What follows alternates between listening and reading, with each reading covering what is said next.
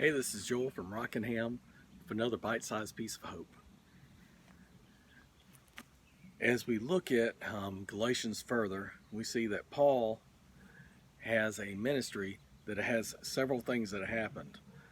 He has a history of persecution or, just talking bad about the church, trying to go after Christians. He has a transformation and he's been validated, and he also has immediate proof that he's changed. And these are the things that we look for in ourselves.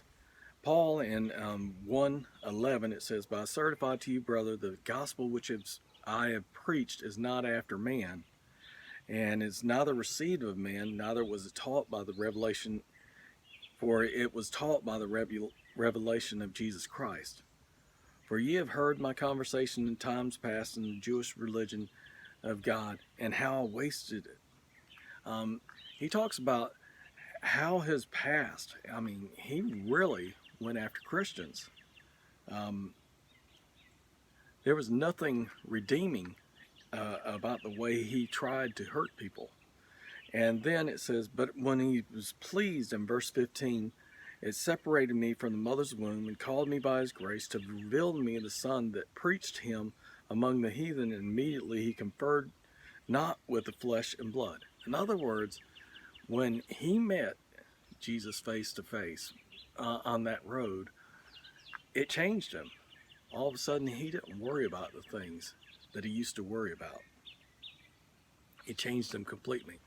So how did folks know that it was all right to trust him? Well, he was also validated in verse 18. "For 3 years afterwards he was changed. He then went up to see Peter, the apostle, and he abode with him for 15 days. And he saw none of the others, but he did see the brother of Jesus, James.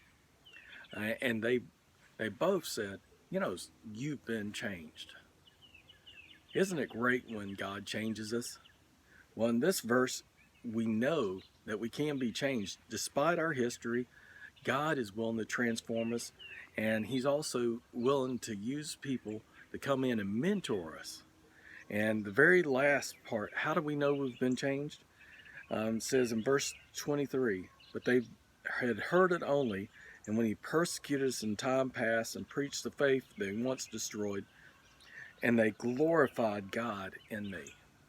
Paul's talking about the folks who had heard the gospel as he preached it to them in Cyrene and Cilicia.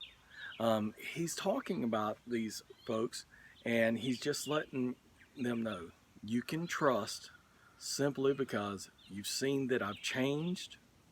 You can trust because you've seen the transformation in me, and I've been validated by Peter, who basically was the head of the church in Jerusalem. How have you been changed? Don't worry about your history.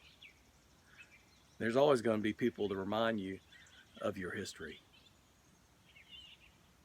Let Christ remind you how he's changing you and validating you.